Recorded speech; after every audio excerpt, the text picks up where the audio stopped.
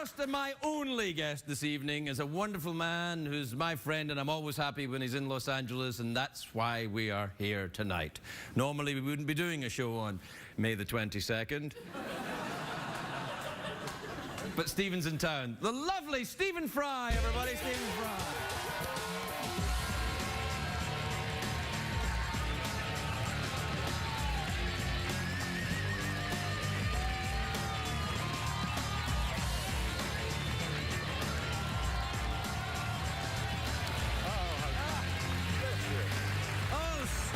Stephen, it's lovely to see you. Thank you so much for coming on the show. It's a joy. It's nice to see you and nice to see Jeff. And talking of big penises... yes.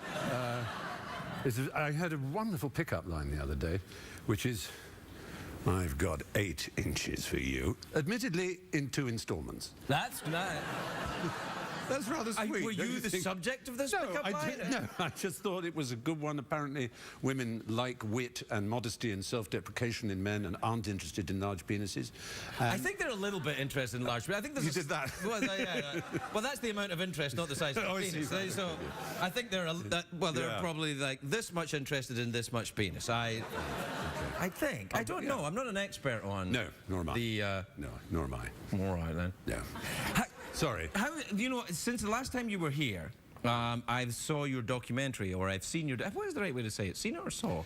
I saw. Observed your documentary series on the United States, where you covered the entire 50 states. Each state, that's Each state, and you drove around them in a London taxi. I did, yes. The 48 contiguous were in a taxi and then flew to Alaska and Hawaii. Yeah, it's very difficult to get to Hawaii by taxi. Though, oddly enough, I just finished a show called Gadget Man, in which I converted my taxi to an amphibious vehicle and drove it along the Thames. We put a propeller in the back. We drove it off the road onto the Thames in the middle of London. Bond, like exactly, yeah. Wow, that's... At one point I was overtaken by a duck, so it wasn't fantastically effective.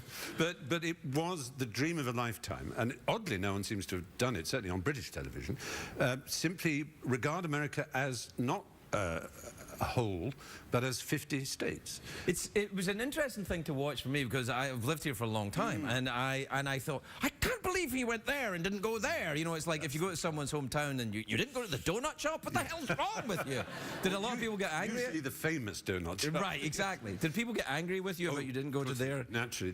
You can't do everything. I mean, it would have had to have been an hour for each state, which is great. You could easily do an hour on Texas or an hour on California. You can slightly harder do an hour on Delaware, say, or North Dakota, with all due respect to both of them, which are places. My favourite, I think it was Iowa when you went. Iowa is a lovely place with lovely things, and then we moved right on. I was like, people in Iowa are like, what the hell? Where are you going? We haven't shown you the donut shop. The most amazing day, which just shows what documentary filming can be like, was when we started in Asheville, North Carolina, which is a very charming, very beautiful city, isn't it? Yeah. And we went up in a hot air balloon and it looked over the Smoky Mountains, the Blue Ridge Mountains. It was a gorgeous autumn fall day with a blaze of scarlet and yellow maple and leaves of the most shiningly gorgeous colour that just speak New England, and it was heavenly. And the air was clean, and we lowered ourselves down, and I picked a maple leaf off a tree, and then we dropped, and then we drove all the way to Knoxville in Tennessee. Been there too? To the campus of the University of Tennessee. And I hadn't really been told about this. There was a woman waiting for me behind a chain-link fence. I got out of the cab, and the camera crew followed me, and she said, can you put on these gloves, please? And I put on some latex gloves and some sort of paper shoes with, you know, little... And then she opened a padlock of this, and I could see razor wire at the top, and she opened the gate, and I went in, and the gate was closed. And then I was aware of sort of things around me. It was a kind of garden, but there were sort of white bits and black bits, and I wasn't quite sure. And she said, welcome to this facility. And she said, I'm going to introduce you to some individuals. She used the word individual of each of these, what turned out to be dead bodies. And it was the famous, in its own world, body farm, where people who leave their bodies to science, the cadavers are then put through all kinds of extraordinary experiences. And this is to help forensic anthropology. You know, rate of decomposition and Gruesome stuff. Gus Grissom in CSI, the original CSI, for example, you know, who could date a time of death according to the insect larvae that had begun to start. Forensic science, like Sherlock Holmes, for example. Exactly. But they learned all these kind of time of death things about the gruesome stuff of the grubs and the maggots in the body from this single place. It was the first of its kind. So what they'd often do is they'd take a body, they put it in wrap it in a carpet, put it in the trunk of a car for 3 days, and then bury it in the woods. And this is legal? Yeah, because that's so often what a murderer does. He kills someone in blind panic, wraps them in a carpet, puts them in the trunk of his car, gets blind drunk for 3 days, and then drives to the woods and buries it. Right. And there's a very particular pattern and so, you know, sometimes the police need to prove that someone was murdered or wasn't. By following... Yeah. Would you, when in the, you know, sure, a long time from now when you expire, would you have your body go through that? That's the question I ask myself, because the thing that will never leave you, it just won't ever leave you, is the smell. Yeah. The smell of mortality is a most unpleasant thing. We're all lucky enough, almost all of us are lucky enough, never to have seen a human body, let alone smelt one in a state of decomposition. Right. And I went in never having seen a dead body. I'm not a Catholic, so I hadn't seen one in a casket. Right. I hadn't seen an embalmed one, you know. And I left having seen about 200, some of which were literally, there was one that had been put in a sort of dumper skip, whatever you call them, sort of big thing, rubbish, trash thing, and it was basically just a load of bones in a brown soup. Did this traumatize you? It was like Satan clawing his way up through my nostrils and trying to tear my brain out. It's horrifying. It is horrifying, but on the other hand, there's a strange optimism that comes over you that you realise how we are what Burroughs called a soft machine, and it breaks down instantly, and it goes back into the earth, you know, ashes to ashes, dust to dust. It goes into the worms, and that's it. And it just makes you feel all the more determined to keep the bits that work, going, surprisingly, that don't rot. Are you a believer in an afterlife? Does that No, which is to say, I'm along with Plato and the Greeks. Anyone who tells you that they know what happens to you after you die is either a liar or a fool. Yeah, I must say, it does seem to be a bit of guesswork going on, if you ask me. Absolutely. I mean, the number of people who've said, honey, when I'm dead, I'll come back and visit you. And they happen not to. This has happened to you personally, or just not you? Personally. Yeah, right. But, you know, so people said to me, I saw a ghost, and I go, no, you didn't, dear. Yeah. I wonder, are you, I mean, it does seem to, are you an atheist? I suppose I am. I take my cue from the great philosopher Bertrand Russell, who... I love Bertrand Russell. He's wonderful. Yeah. I advise anybody just to have a fun time on His YouTube. Autobiography? Isn't it extraordinary? Oh, it's hilarious. It's very, very funny. Yeah. And he spoke in this beautiful, high, piping, extremely aristocratic voice. Yeah. He was Earl Russell, in fact.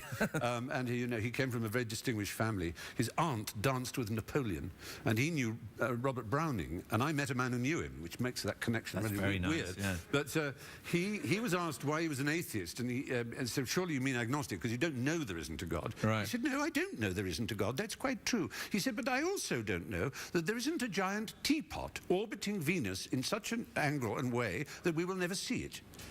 However, I am perfectly entitled to base my life on the supposition that such a teapot does not exist and not to allow my life to be determined by those who do believe in such a teapot. And that is my view about God. I like Carl Sagan's thing about atheism, which he said, when people say, is there a God or is there not a God, he said, the question is too vague. You know, you have to define what do you mean by this. His idea, you know, him saying the idea of a large white man with a beard deciding what goes on in people's individual lives seemed absurd. But the idea that there was an intelligence beyond what he understood, the St. Augustine's kind of, you know, to understand the mind of God is like putting the ocean into a cup. That seems like a little more... But it's a very new way of looking at the world, and indeed much of the world, most of the world, are animists, and they have many gods, and I think that's much more attractive. Why there should be one? It's very recent. There was one pharaoh who decided... Akhenaten. Akhenaten, exactly, and he was killed for it. Yes, he was. They were very upset with the priests decided... He was too Tutankhamun's dad. That's right. Because Tutankhamun's original name was Tutankhaten. And then he changed it back to Tutankhamun because his father was an idiot. He's good. Yes.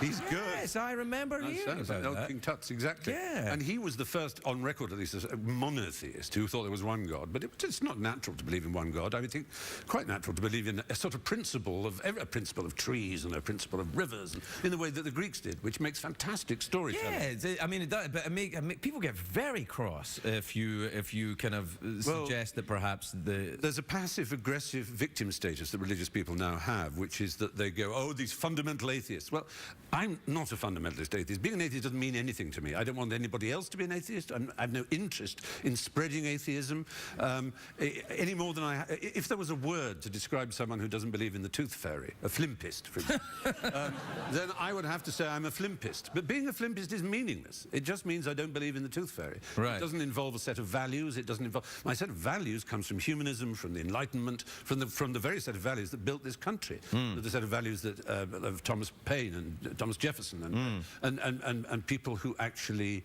thought for themselves and didn't take any text as gospel or any which Marxists did and which many religions do. I just think it's terrible to be told what's the case.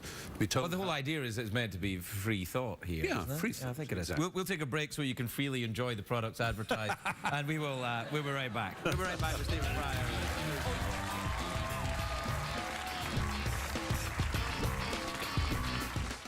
Covered the entire 50 states. Each state, that's Each right. state, and you drove around them in a London taxi. I did, yes. The 48 contiguous were in the taxi and then flew to Alaska and Hawaii. Yeah, it's very difficult to get to Hawaii by taxi. Though, oddly enough, I just finished a show called Gadget Man, in which I converted my taxi to an amphibious vehicle and drove it along the Thames. We put a propeller in the back. We drove it off the road onto the Thames.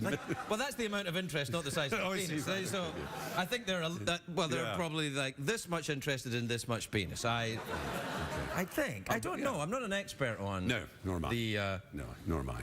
All right then. Yeah. Sorry. How you know? Since the last time you were here, I saw your documentary, or I've seen your... What is the right way to say it? Seen it or saw? I saw. Observed your documentary series on the United States, where you... Hi, everybody, Stephen Fry.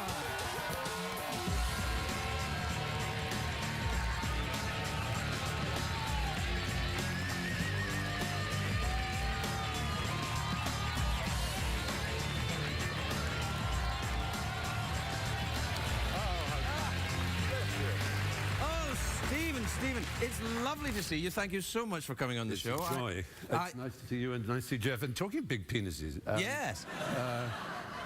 I heard a wonderful pickup line the other day, which is, I've got 8 inches for you. Admittedly, in 2 installments. That's nice. That's rather sweet. Were you the subject of this pickup line? No, I just thought it was a good one. Apparently, women like wit and modesty and self-deprecation in men and aren't interested in large penises. I think they're a little bit interested in large penises. I think there's you did that. Well, yeah.